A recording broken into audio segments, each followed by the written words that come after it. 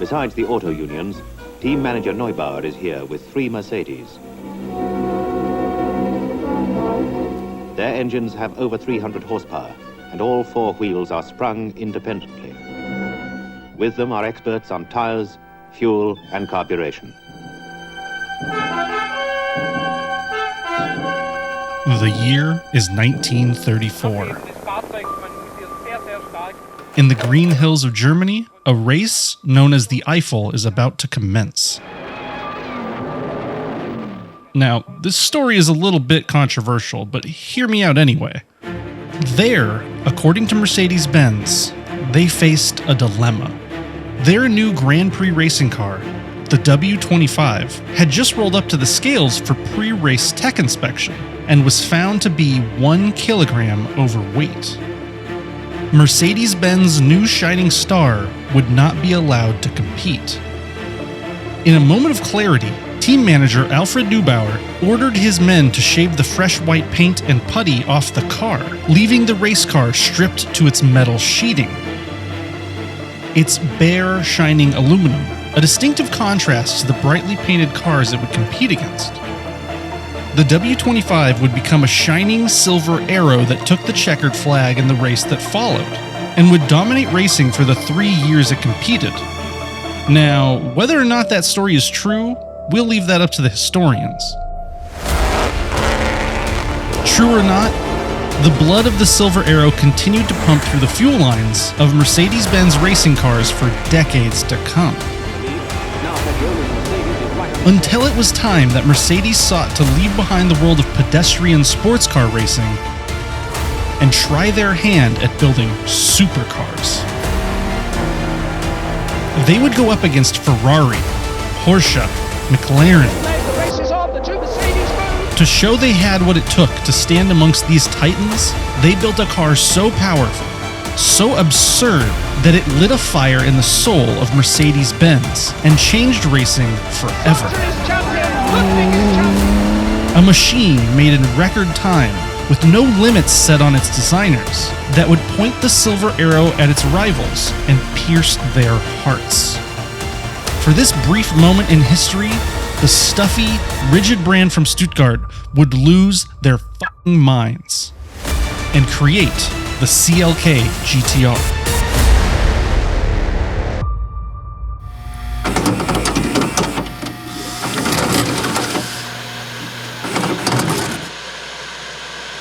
Let's rewind a little.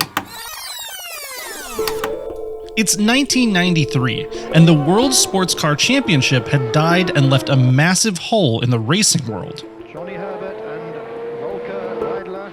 Outside of Le Mans and Formula One, there really wasn't anywhere for the world's best automotive brands to compete with each other on a global scale. Thankfully, a team of madmen decided to combine a bunch of smaller series together to revive the European endurance racing scene. What they formed was known as the BPR Global GT series. Initially, the series started with some Porsches and Venturi racing cars, but quickly, the big dogs took notice and brought their best to the fight. Jaguar with the XJ220, Ferrari fielded the magnificent F40 GTE. As always, the venerable 911 came and dominated. And the oft-forgotten De Tomaso Pantera was there? Everything was fun until Gordon Murray's masterpiece, the F1 GTR, came and took everyone's hopes and dreams away. The podiums of BPR races in 1995 would have you believe that only McLarens had entered the fight. For 12 straight races, Gordon's cars would bully the world's greatest manufacturers on the world stage. Soon after, the FIA got heavily involved in the BPR series. They wanted to push teams to innovate a little more, and to show off a little.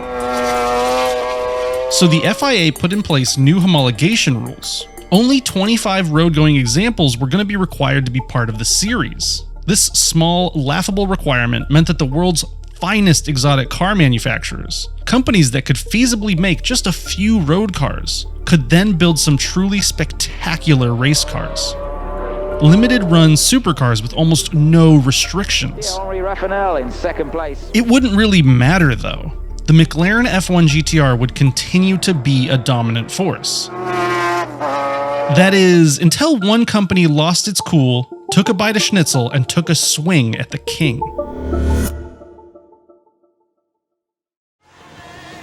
I'm not too sure that you'll ever see that many GT1s on the roads, but this new supercar looks certain to provide Porsche with a lot more places on top of the podium. And it's win number 3 for Gulf, win number 4 for McLaren. By the end of the 95 season, it was clear. If you wanted to compete in this series, you had to beat Gordon Murray and his ridiculous hypercar. Porsche, being Porsche, needed to be on top, as if their entire brand's livelihood relies on podium finishes.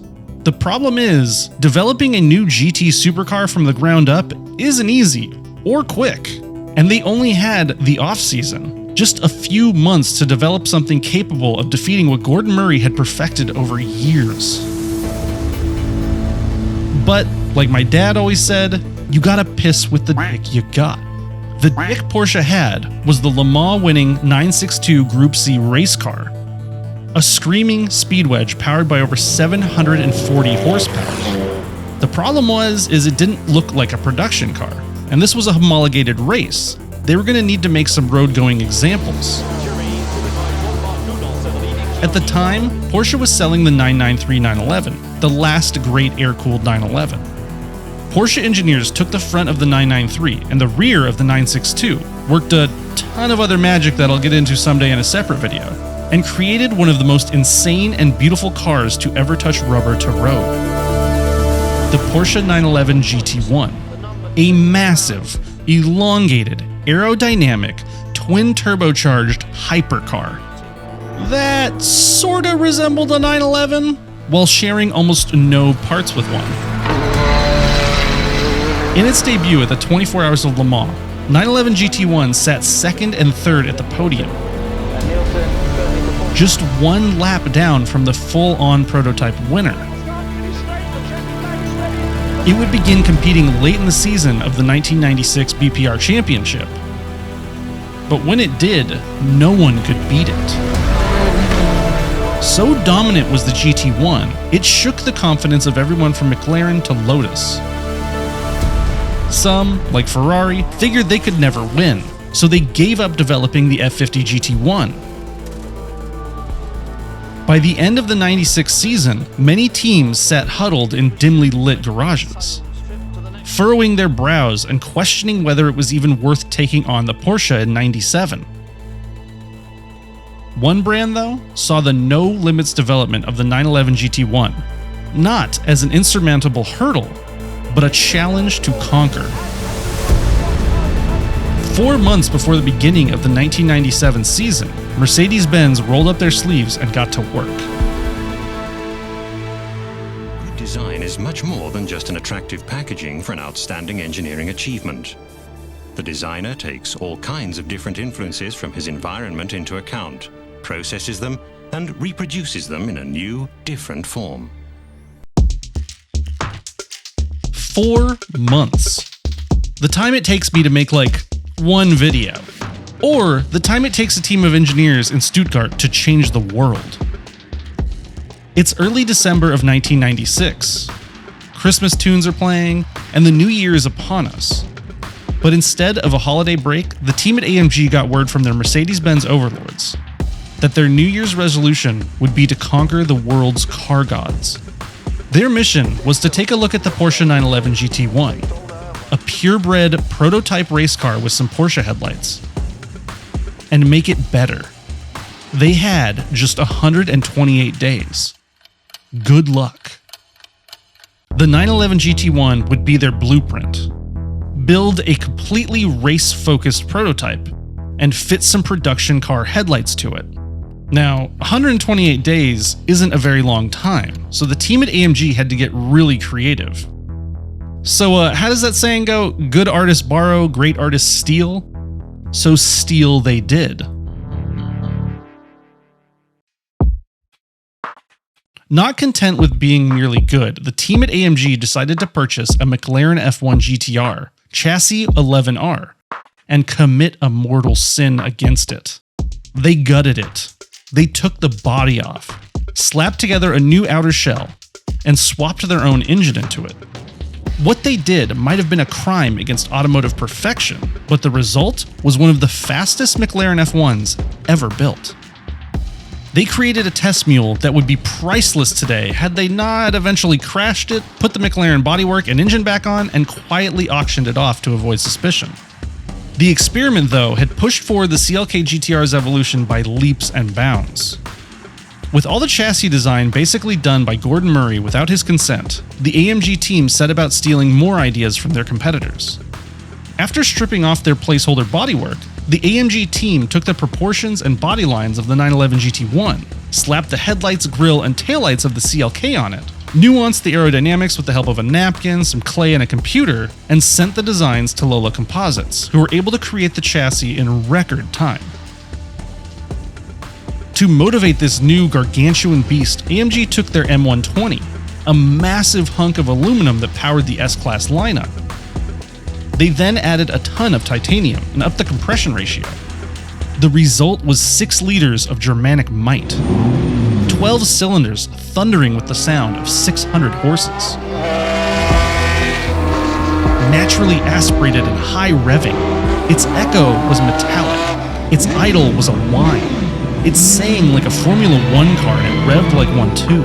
It's absolutely brand new. Mated to a 6-speed sequential gearbox, the enormous CLK GTR could hit 60 in under 4 seconds and sail right up to 200 miles per hour with ease. Like the F1 it was derived from, the CLK GTR used its hefty power plant as an integral part of the chassis. Mounted mid-rear, a demonic metallic banshee singing just inches from the driver's head. Making just one CLK GTR in their allotted time would have been a miracle, but fueled by pride, insanity, and a desire to win at all costs, AMG and Lola were able to push 2 race-ready CLK GTRs onto the track in April of 1997, 128 days after they were tasked with its creation. Unfortunately, the miracles ended there. As AMG debuted their new shining silver supercars in FIA GT, at their home track, the Hockenheim Ring, both CLK GTRs suffered mechanical issues, mostly due to the brakes. The best they could manage was 27th place. Far behind both the Porsche GT1 that inspired it and the F1 they wanted to take down. Hell, even the Viper beat it. The F1 fittingly would sweep the podium. Damn that Gordon Murray and his hair. Undeterred, the team at AMG went about fixing their brakes, ironing out the loose bolts, and creating a machine so capable that nothing stood between them and glory.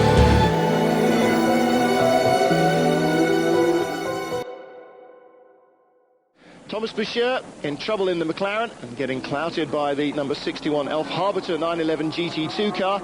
The McLaren, a race winner a year ago, and in 1998 really passed its sell-by date. Despite its rough beginnings, the CLK GTR would quickly show the world that the Silver Arrow spirit was alive and well in Stuttgart. Schneider's Mercedes leading into Cop. Their first podium came a month after their failures in Hockenheim.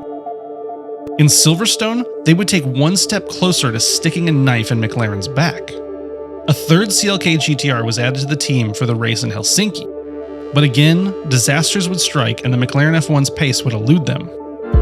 But there was a distinct change in the air around Germany when the AMG Mercedes team rolled out their CLK GTRs on the pit lane of the 4 hours of Nürburgring. But here in Germany, they've a real fight on their hands with those 3 Mercedes. With enough time finally under their belts, the team at AMG were ready. After a contentious qualifying session, the front of the pack would be entirely CLKs and F1s.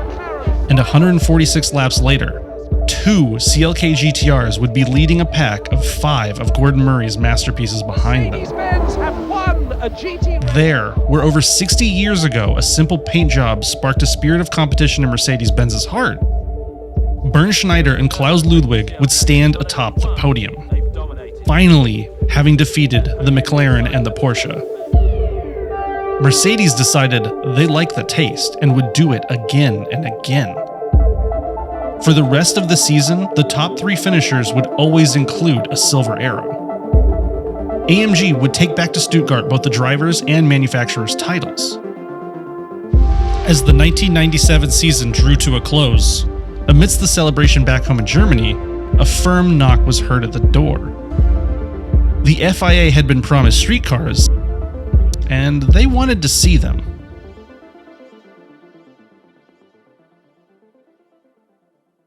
But while a car so good it looks to have killed off a popular series may be bad news for race fans, it's good news for a few very, very rich car nuts. Because in order to go racing, Mercedes had to produce a road-going version of the CLK. And they've now built 25 of these fully street-legal, mouth-watering machines on sale for a price tag of a cool £1 million. Unlike Group A, where homologation was paramount to participation, in FIA GT it was only sorta enforced. To compete in the 97 season, Mercedes-Benz promised that they were already hard at work on their road cars. But as the season wound down, they had still only made a single example. So, in the off-season, they had to scramble to construct the rest of them, which, to the buyer's benefit, meant that what they got was basically a race car with turn signals. Known as the Straben version, or street version, German is fun, Hans Werner Aufrecht, otherwise known as the A in AMG, was tasked with bringing the road cars to life. The team took 3 to 4 weeks to make each one, receiving few changes from its race car pedigree. It got a friendlier engine bored out to 6.9 liters and received some softer cams, giving it more torque and drivability. It got less aggressive aerodynamics, a more pedestrian interior, some airbags, catalytic converters, and if you were really lucky, air conditioning. Outside of that, what you bought in 1998 was essentially an FIA GT championship-winning race car that you could use to scare the shit out of people on the Autobahn. It had the same sequential transmission, though the street car got flappy paddles, the same carbon fiber monocoque, the same howling, mechanical, haunting melody flowing out the exhaust pipes. All yours for the price of 2 of Gordon's McLaren F1s. $1.5 million. Making the CLK GTR the world's most expensive production car, a record it would hold for nearly 20 years until Ferrari's FXX came along. Even at that price, though, it was a bargain. You were buying history. History you could drive, but not drive very easily. The CLK GTR was difficult to motivate from a stop. It had a 4-plate carbon fiber race clutch. It hated to drive slow, stuttering and bucking on upshifts, barely holding traction in the first half of the gears. It had no rearview mirror, no cup holders, no storage space. Even getting into the car was a hassle. You had to step over 1-foot door sills to then cram into an absurdly tiny cabin. Because, well, this was a race car, so you needed the height and weight of a fit little German man to comfortably sit inside. What greeted you if you did fit in was a smattering of Mercedes-Benz parts bin dials, switches, and a radio. But you didn't buy a CLK GTR for listening to music or knowing how hot your engine was. You bought it to start it up and hear that V12 clattering, wheezing, and vibrating behind you, shaking the cabin and deafening you, even at idle.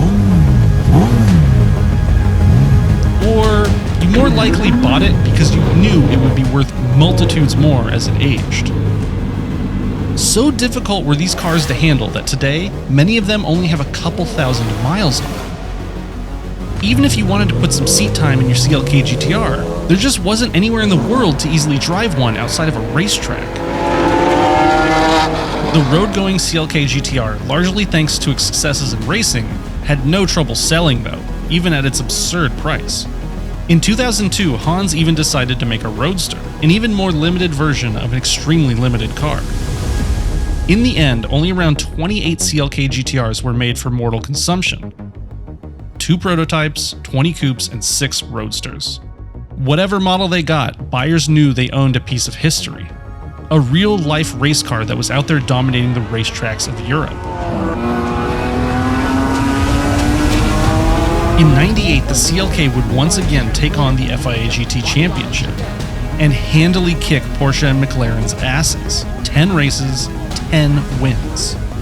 The CLK would be another name carved into the halls of unforgiving winners.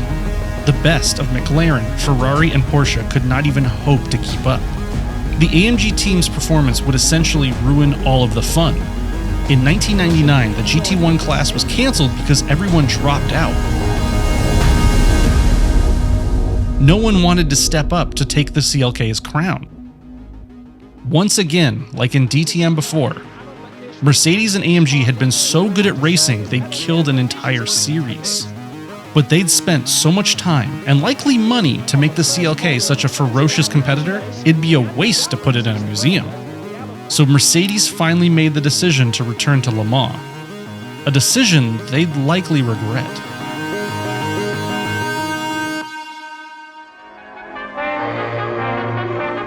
And once again, the Germans had re-entered the field, determined upon a repeat performance of their 23rd hour victory in 1952. There is but one darkest day of motorsports history. June 11th, 1955. At the 23rd running of the 24 Hours of Le Mans, a series of split decisions made by racing drivers in the heat of the moment led to the loss of over 80 lives. That miserable day left an itchy scar on the hearts and minds of everyone in the automotive industry for decades to come. It had etched a wound in Mercedes' heart so deep, it kept them out of racing for 30 years, vowing never to return to Cirque de la Sarthe.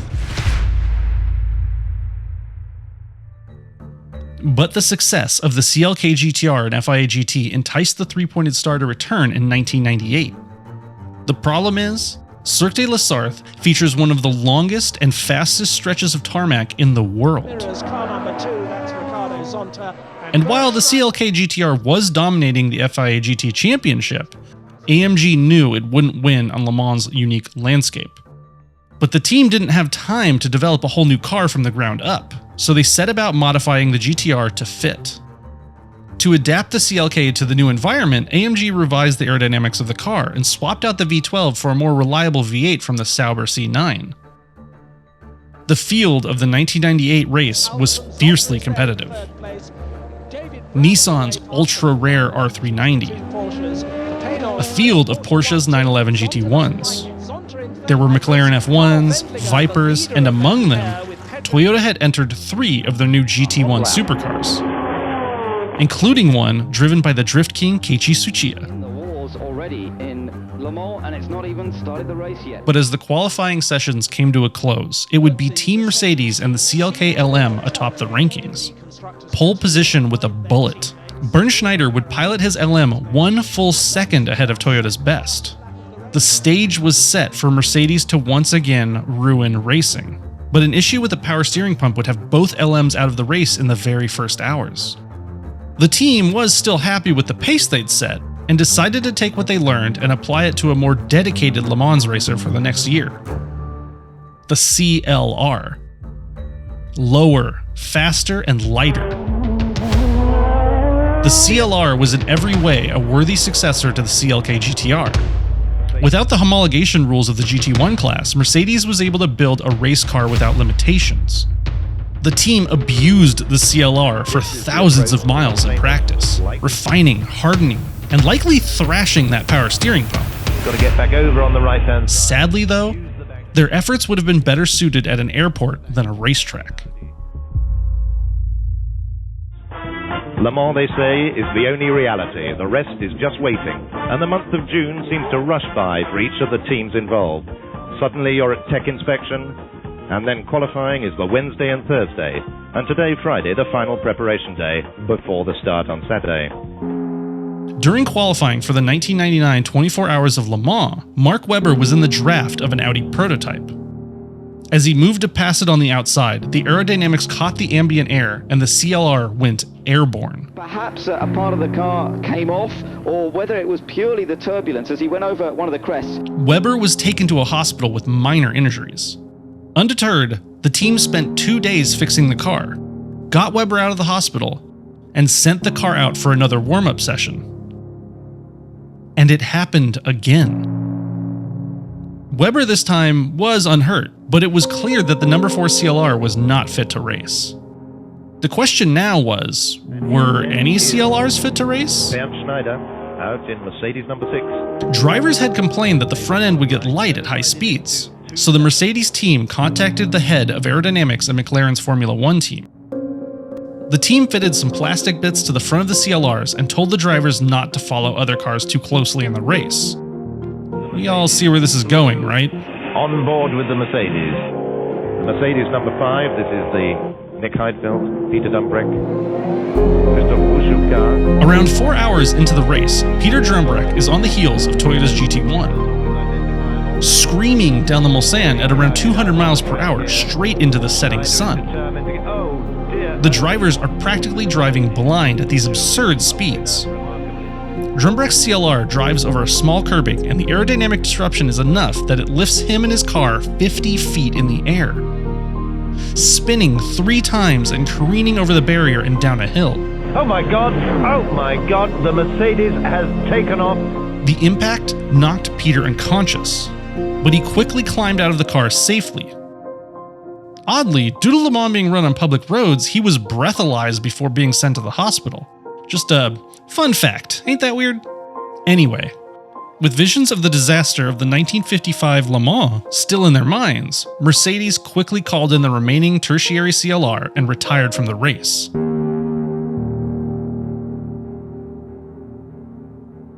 An embarrassing end to what was an incredible racing program.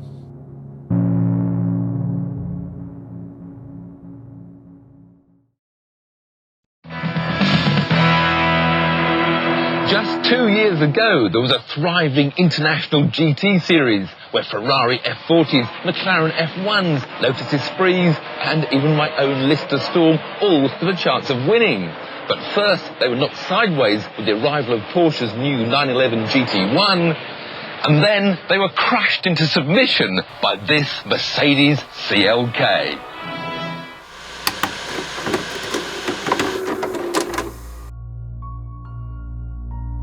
Today, and maybe rightfully so, the CLK racing program is remembered not for its victories, but for its aerobatics. But when it remained with its rubber planted to the road, the team at AMG in the 1990s were creating pure gasoline-fueled madness. What they created was the pinnacle of 90s supercar racing, among the holy trinity of the world's most fantastic machines. Among the 911 GT1 and the F1 GTR, the CLK GTR stood triumphant. A product of unlimited budget, but limited time. It was unrefined and absurd. A long, low, monstrous brute of a build, whining and clattering its way to podiums across Europe. Built from the very machine it was meant to destroy, its design a tracing of its own competition. It was a stolen piece of art that was painted again in brighter colors.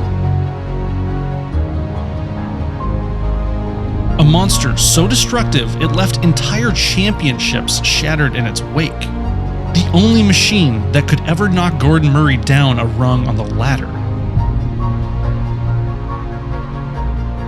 Powered by a beating heart that would propel Pagani to the stratosphere, the CLK GTR was one of the last great supercars that opened the gates to the era of the hypercar. Its absurdity, their inspiration.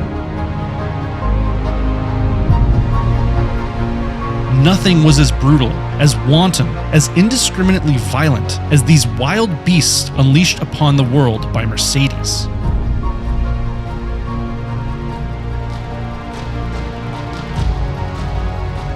Today, road-going examples are kept in climate-controlled garages, hidden away in storerooms and museums, only seeing the light of day to be auctioned off to their next caretaker. Ferocious monsters tamed and hidden, never tasting the blood they were meant to feast upon. Their spirits kept in bondage in quiet prisons, crying to be unleashed upon the world's racetracks to once again show the world that the company that launched the Silver Arrow in 1934 had finally pierced it through the hearts of the racing world in 1997. With Alex Burtz following him, it's Bernd Schneider who gets onto the final straight of the final race of the 1997 GT season. The checkered flag waves. Bernd Schneider is GT1 champion, and here is Bernd Schneider waving at the crowd, bringing that travel-stained Mercedes home.